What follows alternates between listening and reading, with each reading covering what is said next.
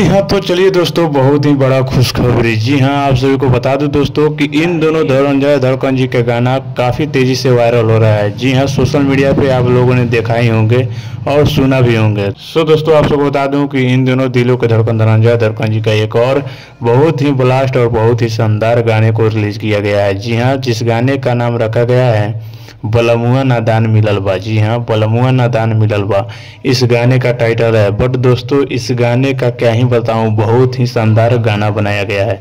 बाकी दोस्तों, आप सबको बता दूं कि इस गाने को गाए हैं दिलों के धड़कन धनंजय धड़कन जी, और इस गाने को लिखे हैं भैया अनिल कुसुम जी। जी हाँ, अनिल कुसुम जी। बट दोस्तों, आप सबको बता दूं कि गाना बहुत ही शानदार शूट किया गया है, बहुत मेहनत करके शूट किया गया है इस गाने को।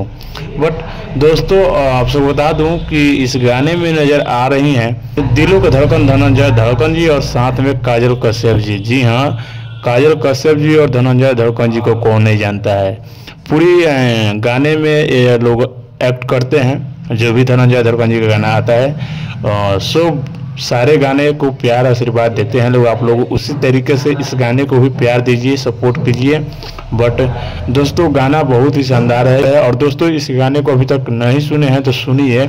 इस गाने को रिलीज किया गया है आप सभी के बीच गीत रिकॉर्ड यूट्यूब चैनल पे। जी हाँ, यूट्यूब चैनल पे गीत रिकॉर्ड तो सर्च मार के देख सकते हैं इस गाने को। सो जाइए फटाफट से इस गाने को सुनिए, ढेर सारा प्यार दीजिए। बाकी बहुत ही बढ़िया एक्ट किए हैं ये लोग। इन लोग का एक्ट देखने का बहुत ही मन करता है, क्योंकि बहुत ही शानदार एक्टिंग करते हैं लोग, धनंजय धड़कन जी और काजल कश्यप जी।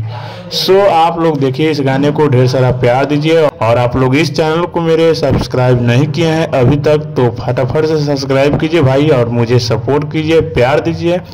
और चलिए फिर मिलते हैं किसी न्यू धमाल अपडेट के साथ।